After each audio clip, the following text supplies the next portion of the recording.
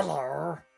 Elysium is here to guide you to the kingdom of purposes, really.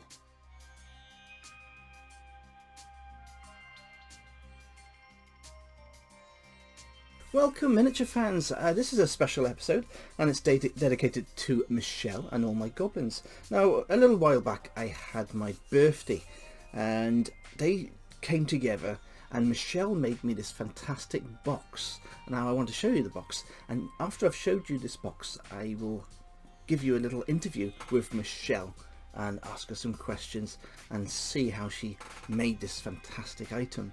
Now, as you can see, she's added all glyphs and my logo, all in wood burning effects with the colours and all the things I love to this box. She's got all the Star Wars going along there.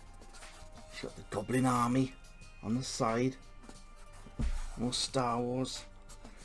And on the bottom we got the Lord of the Rings with her autograph. And inside the box we have Conan. Awesome stuff. And it becomes a dice tray holder. Now I'll probably fill mine up with dice here, and I'll probably take this out, and I'll probably end up using this as a lovely little portable. It's even got a tiger, a leather type bottom to it, look. But I'll be using it probably for my paints and things. Awesome. This box is going to be treasured, and it's going to be living in my workshop, and I haven't decided what I'm going to exactly use it for yet, but I can guarantee you it will be used for something really special in my workshop. Now, I also had a birthday card from all my goblins. Again, this artwork is done by Mshaylle, absolutely amazing.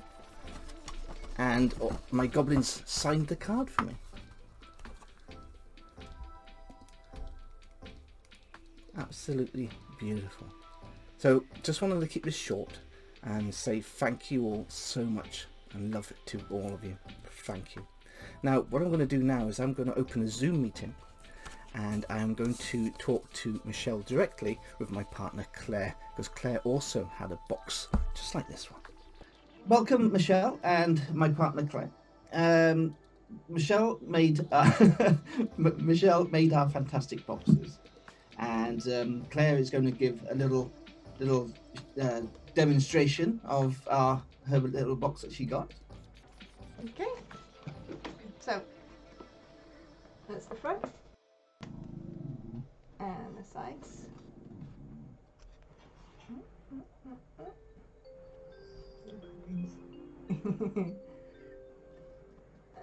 then I've got the bottom as well. I can get it right around. There we go. And inside, which is the best bit, apart from the top obviously, it's full of dice. Oops. I said to Mikey that when I die, I want him to bury me in this box. Yes, you're getting close to getting buried in it. Yes, I know. Might be a bit of a squeeze. I probably need to go on a bit of a diet, but yeah, at some point I want to be buried in this box. It's absolutely beautiful. Thank you very much. Nice and comfy padding inside and everything. Yeah, it has. It's absolutely brilliant. So, do you want to tell me how you made it? As the boxes came to be basically because the family started getting into role playing and playing in our dining room. Dice tends to go everywhere, and as much as the cats love it, the clatter of dice rolling off the table tended to be a bit of a nuisance, as well as we often traveled to other people's places to do our gaming. So it was just easier to have something portable to take with us where we can have everything together. Dice, pencils, erasers, even the character sheet, because the character sheet will fit flat on top of the box, perfectly in there, just by itself with the pages. So I found the boxes originally at Michael's, but you can get them at like Joann's and a few other places around, even on Amazon. It's just a generic wood box. It does not come with the class. The class is actually something I added to it to keep it closed. Oh, wow. So I would never have known. That's amazing. I would make the boxes. Each box is basically made specific to the person. So I would, perfectly well. You got me down to a T from Star Wars and Lord of the Rings. And... I did hunting around and paying attention to just the little things, conversations where fandoms come up, favorite books, movies, games, authors, TV shows, colors, animals. I try to get a wide range to work with because each side is a reflection of the person, and I like to be able to do the whole box. The one thing that's consistent through each box that I've done is the back end for the Lord of the Rings, all who wander, all who wander are not lost. I figured it's a nice little saying for anybody who's into the fantasy and role playing stuff. I tell you what was quite fantastic was Claire and I both didn't know you was doing a box for each one of us. Yeah. And I didn't know that you were secretly talking to Claire. And Claire didn't know that you both were talking to each other.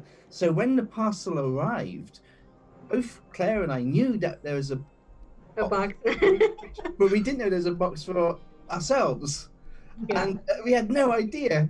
And I opened the box and I got mine. I was like, oh my god! And then I passed Claire her box, and Claire was like, oh my god!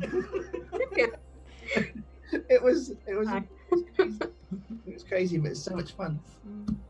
So basically, I picked Michael's brain for anything and everything that you would like, and vice versa. And I researched the fonts for both of you actually to tie it in. And so I take all my templates. I use carbon paper, transfer it onto the box, and once that's done, I take my little printing tool. Everything's done by hand. I don't do lasers. So each box, even if I were to make an exact replica of either of your boxes, it will not be an exact replica because everything is done by hand. Yeah. Wow. So you use a wood burning? Is that how you do it? Yeah. Right. Makes the house smell real nice. Yeah. I bet. It's level 5 when I get into wood burning. That's amazing. How long did it take you to learn how to do this?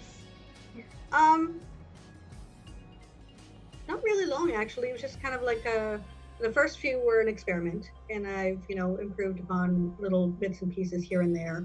The padding for the interior of the boxes, which I still have. Yeah, was a different. Those are a little bit harder to get now and then. Distribution on like Amazon or whatever. So I've switched them up. Now they hold more dice than they did for the previous, but you still have room for pencils and whatnot. Or I have tested as well. Yours do fit Reaper paints and the P3 paints. They also fit Games Workshop. I've tried them all. They all fit. Oh, yeah. The ones I have in the Games Workshop are a little iffy just because of the size of the squares. Well, I'm using the old hex box. Okay, yeah, those ones would fit. Yes. Unfortunately, the Green Stuff World were just a little too tall. Same with the White Owl. They were just a little too tall because of the padding. So if I were to make a paint holder one, I would limit the level of padding I do for the deck box itself to one layer as opposed to two. I am thinking mine is going to be for my old Games Workshop collection of hex box, to be honest, because they're my prized paints, as you call it, because they're from the 80s, 90s. Yeah. So this box would be perfect for them. But I made sure that it could be used for traveling with paints as well. You got spots for your brushes and... Yeah. It could be my little travel box, my new painting travel box, if we ever leave the house. One of these years. Yeah, maybe. Yeah. Maybe. What I'm going to do, Mshaylle, is I'm going to leave links to your Twitter below the video. I just also want to thank you and all the goblins for signing the card and sending me the signed card. That was fantastic. And like I say, the artwork was all done by Mshaylle. Yeah, you got the first birthday card. Yes, it was awesome. Beautiful. So thank you so much for that. Is there anything you would like to add before we say goodbye? Basically, if anybody's looking for any boxes, hit me up. I've got materials for at least another 3 currently on me. So you are open for, as I say, commissions. Yes. Now. Good.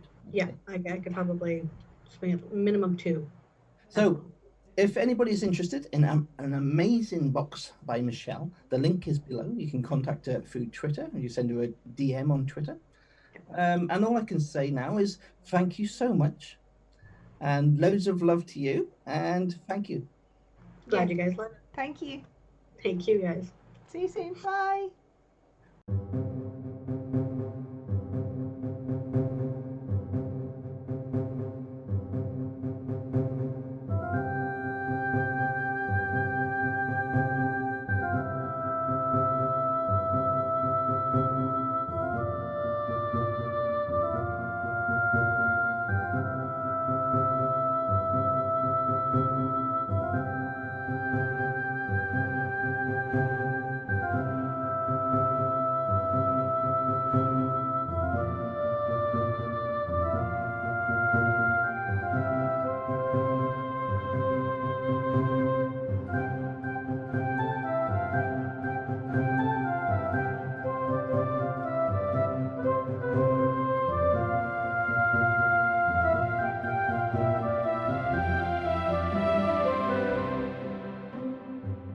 Clean your paintbrushes, prime your models, and join murder.